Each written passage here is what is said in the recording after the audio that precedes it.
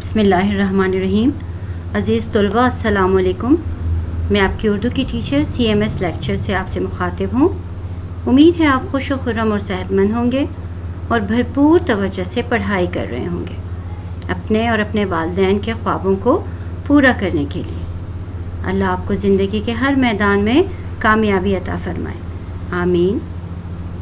अज़ीज़ तलबा, आज का मौजू है हमारा अलामाते वक्फ़, जिसे रमूज़े औक़ाफ़ भी कहते हैं।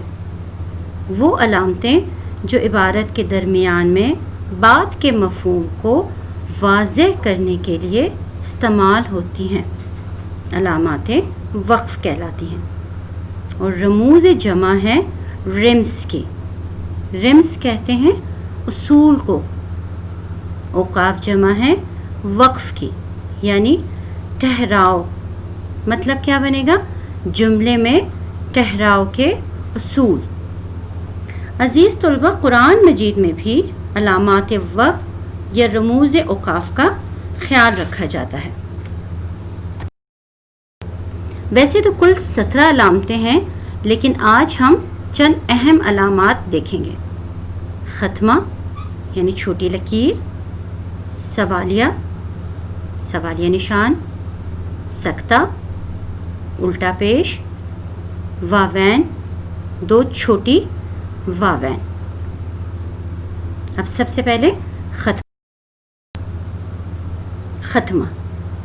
ये अलामत पूरे जुमले के ख़ात्मे पर एक छोटी सी लकीर की सूरत में लगा दी जाती है।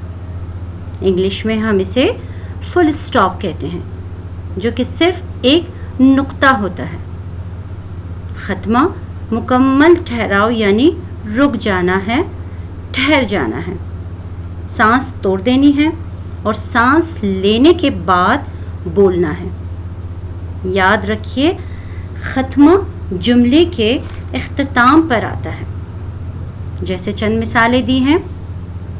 आज खूब बारिश हो रही है, जिससे मौसम खुशगवार हो गया।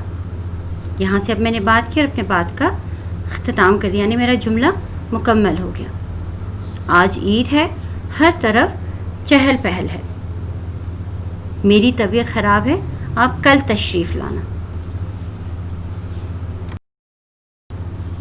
सवालिया, क्वेश्चन मार्क। इस अलामत को हम वक्फ़े कामिल भी कहते हैं। ये अलामत भी सवालिया जुमले की तरह जुमले के आखिर में आती है। इस अलामत के इस्तेमाल से एक आम जुमले और सवालिया जुमले में वाज़ेह फ़र्क पैदा होता है। इसमें आपने ख़ास ख्याल रखना है कि उर्दू में इसका रुख दाएं तरफ है और इंग्लिश में इसका रुख बाएं तरफ होता है, यानी इसके डायरेक्शन का ख्याल रखना है। बच्चे अक्सर इसमें गलती करते हैं। अब ये वाज़ेह हो गया कि सवालिया मतलब कुछ दरियाफ़्त करना या कुछ मालूम करना है। इसे अलामते इस्तदलाल भी कहते हैं। मसलन, क्या आप कराची जा रहे हैं? क्या हम मैच जीत चुके हैं? वगैरह। सक्ता, इसकी अलामत उल्टा पेश है। सक्ते को वक्फ़े खफ़ीफ़ भी कहते हैं। ये छोटा सा मुख्तसर तरीन ठहराव होता है, जिसमें हमारा सांस ना टूटे और हम आगे बढ़ जाएं। इसको हम कहेंगे सक्ता, और अंग्रेज़ी में कोमा कहते हैं। इसके इस्तेमाल से इबारत सही तौर पर वाज़ेह हो जाती है। अज़ीज़ तलबा, सक्ता जुमले में मुख्तलिफ़ अस्मा को अलग करने के लिए इस्तेमाल होती हैं। अस्मा का मतलब आपको पता है, नाम को कहते हैं। बहुत सारे नामों को हम अस्मा कहते हैं और एक नाम को हम इसम कहते हैं। जैसे अकरम, अनवर, असलम और अली कराची जाएंगे। इससे ये मालूम हुआ कि 4 लड़के कराची जा रहे हैं। अगर हम कहेंगे अकरम, अनवर, असलम कराची जा रहे हैं या कराची जाएंगे, तो इससे पता नहीं चला कि हमने एक लड़के का कहा है या 2-3 लड़कों का। आखिर 2 नामों के दरमियान और आएगा, इसको हम कैसे बोलेंगे? अकरम, अनवर, असलम और अली कराची जाएंगे।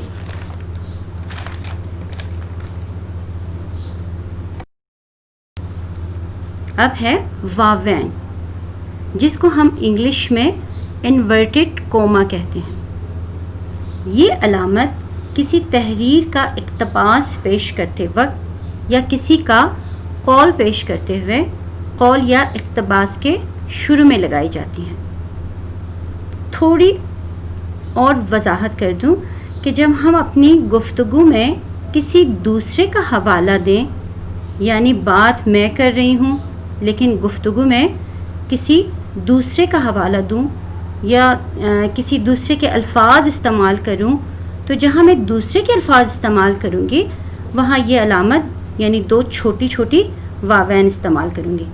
جیسے نبی کریم کا ارشاد ہے، تم میں سے بہتر وہ ہے جو قرآن سیکھے اور دوسروں کو سکھائیں.